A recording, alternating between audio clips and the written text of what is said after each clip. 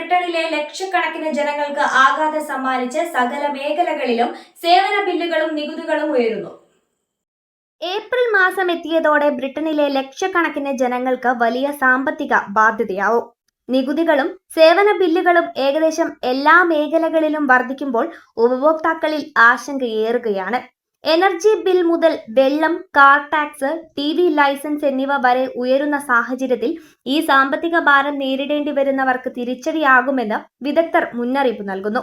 ഒരേ സമയം പല ചെലവുകളും വർദ്ധിക്കുന്നതിനാൽ ഈ മാസം വലിയ ആഘാതമാണെന്ന് സാമ്പത്തിക വിദഗ്ധരും വിലയിരുത്തുന്നു. ചില വർധനവുകൾ നിയന്ത്രിക്കാൻ സർക്കാർ ഇടപെടണമെന്ന ആവശ്യവും ശക്തമാകുന്നുണ്ട്. എനർജി ബില്ലുകളിൽ നിയന്ത്രണം ആവശ്യപ്പെട്ട് ലിബറൽ ഡെമോക്രാറ്റുകൾ മന്ത്രിമാരോട് ആവശ്യമുന്നയിച്ചിരുന്നു.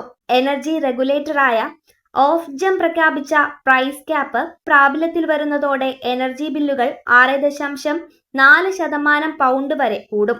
ഇതോടെ ശരാശരി സ്റ്റാൻഡേർഡ് വേരിയബിൾ താരിഫ് 1849 പൗണ്ടായി ഉയരും.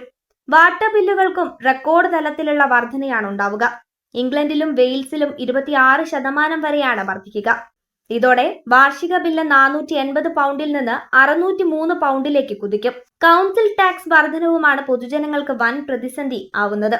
ശരാശരി ബാൻഡ് ഡി പ്രോപ്പർട്ടികൾക്ക് 2025-26 സാമ്പത്തിക വർഷത്തിൽ കൗൺസിൽ ടാക്സ് 2280 പൗണ്ടായി ഉയരും.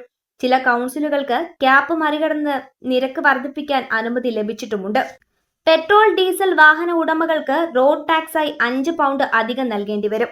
ഈ സമഗ്രമായ വർധനവ് ബ്രിട്ടീഷ് ജനതയുടെ ധനകാര്യ ഭാരം കൂടിയതിന്റെ പ്രതിഫലനം മാത്രമല്ല, സർവീസുകളുടെ ഉയർന്ന ചിലവുകളും അതിന്റെ പശ്ചാത്തലവുമാണ് സാമ്പത്തിക വിദഗ്ധർ വിലയിരുത്തുന്നു. സർക്കാർ ചിലതെങ്കിലും ചിലവുകൾ നിയന്ത്രിക്കാൻ നടപടികൾ എടുക്കുമോ എന്നതാണ് പ്രധാന ചോദ്യം.